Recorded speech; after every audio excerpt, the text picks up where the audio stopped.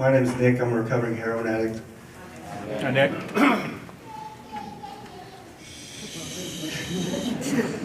I had the opportunity to come through the houses in 2011 and 2012. And today I view it as an opportunity. Dan can attest, and some of the staff that's still around, I didn't view it as an opportunity when I was here.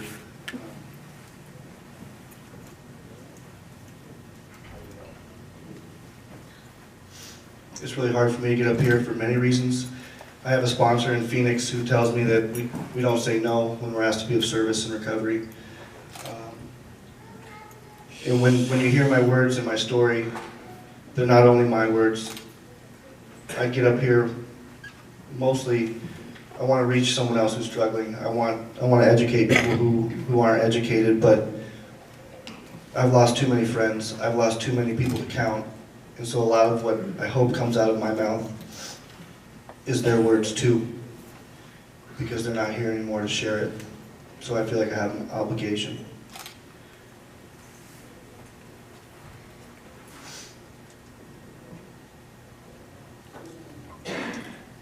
I come from a great family, mom and dad who are still married.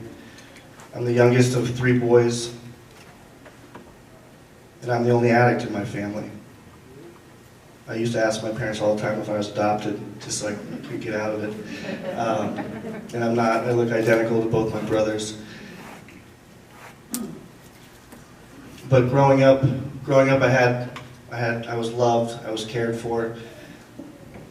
I was beat up by my brothers like typical. Nothing was really different there. And just to give you a backstory, I don't want to dive too much into what it was like for me, because it was bad enough to need help countless times. But since I have a family that doesn't understand, I get text messages from my mom saying, "Intervention's on, thinking about you." There's a good episode of Dr. Phil on, you should check it out. And I love that they don't understand what addiction's like, I really do. And I also love that I have a family that tries to understand the best they can.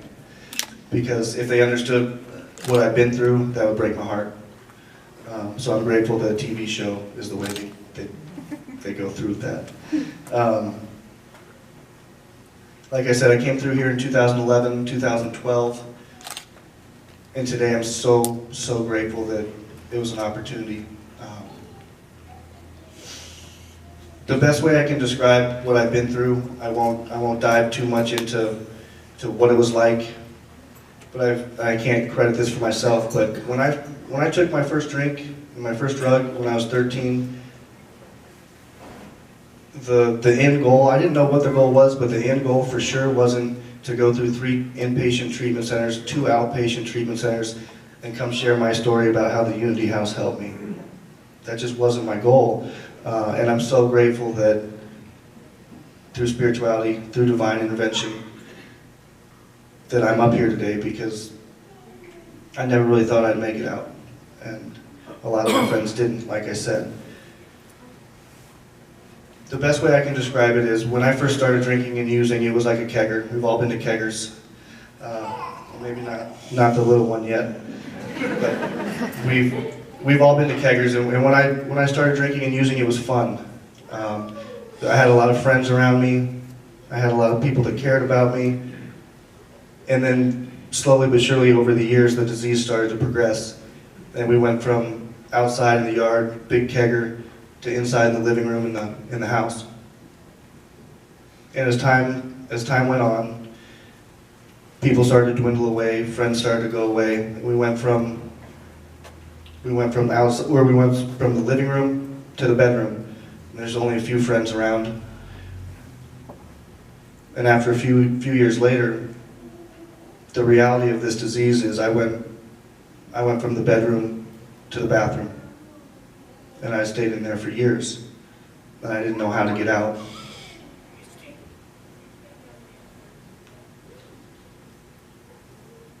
In 2009, it was actually Easter of 2009, my father found me overdosed upstairs in my brother's bedroom. And that was the first time that I sought help.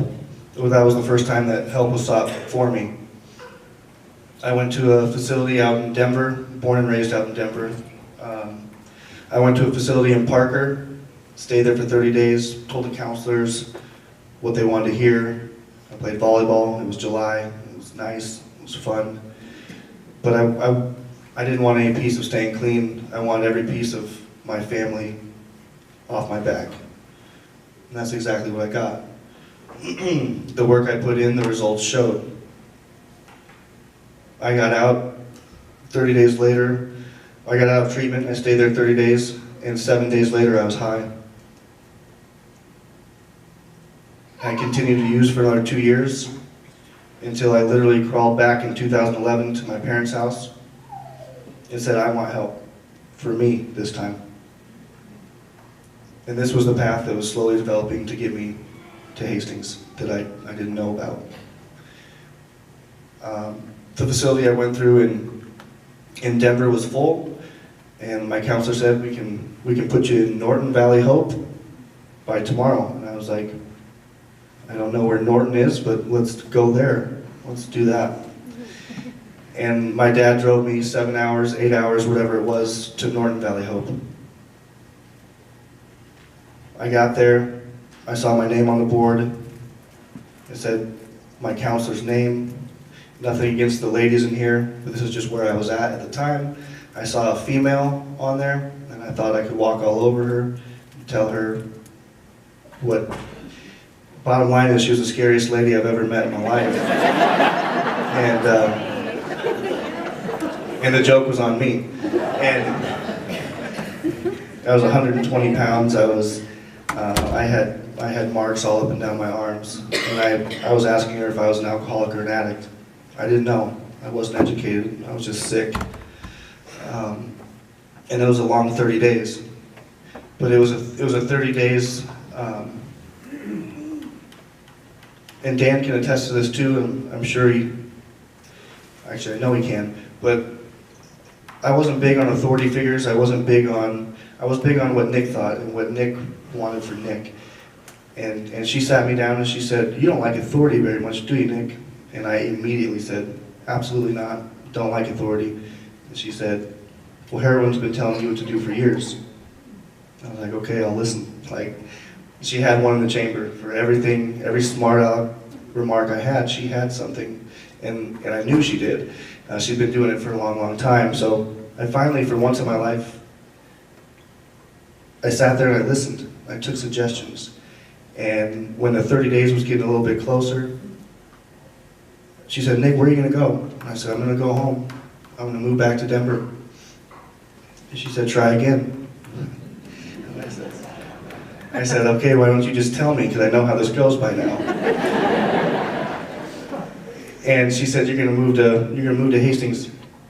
And I said, you know what? What I've been doing hasn't been working. I'm going to move to Hastings. I'm going to stay. I think Dan asked for 90 days. I said, I'll do 90 days, and on the 91st day, I'm out.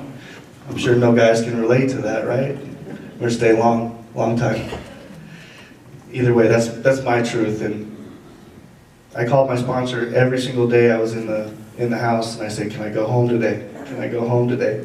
And 13 months later, he said, go. But the experience that was given to me when I checked in here, it was a foundation that was being built that I can see that now, and I'm grateful for it now, because I used to view it as a chore. Recovery's a chore. I have to do this. I have to do that. And when my perspective started to change on, I had a sponsor tell me, you don't have to do anything. You get to. You get to be in this house. You get to be of service to these guys. You don't have to do anything. And those little perspectives that changed in my life, they set me up on a path that, I can look in the mirror today and be 50-50 with who I am. And I can actually hold conversations with people and not have to run off and go to the bathroom every 5 minutes because I'm sick, These are the blessings that I get when I turn my will and my life over to the care of God. I wish I could tell you that my clean date was in 2011 or 2012 when I left here, but that's not my truth either. I stayed clean for 3.5 years, and life got busy. I got a great job working for the treatment center that I went through. I got married, and we did good for, I don't know, 2.5 years or so.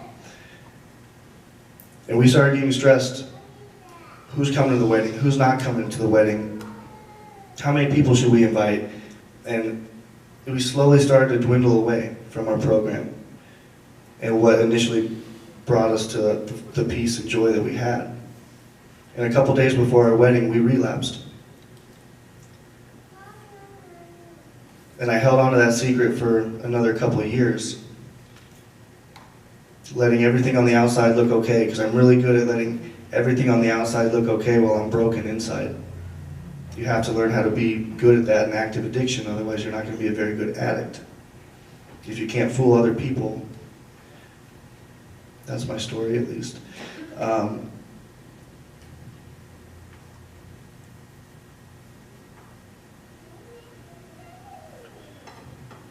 My wife and I got so sick, I dropped back down to probably 130 pounds.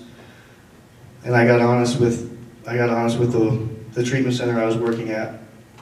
And I went from employee to patient overnight. And that was one of the most humbling experiences I've ever had.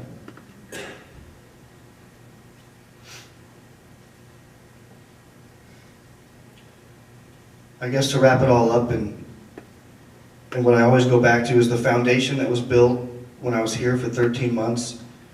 A lot of stuff has changed in my life, and there's been a lot of variables that have changed, but the constant was what I learned here in the 13 months. I learned to be honest. I learned to care about other people. I learned that it's okay to just be me. I learned that it's okay to not be okay. You know, anybody can get clean, but staying clean is a whole other ballgame. And that's my truth. We either get clean, we either die with it or we die from it. And today, I want to die with it.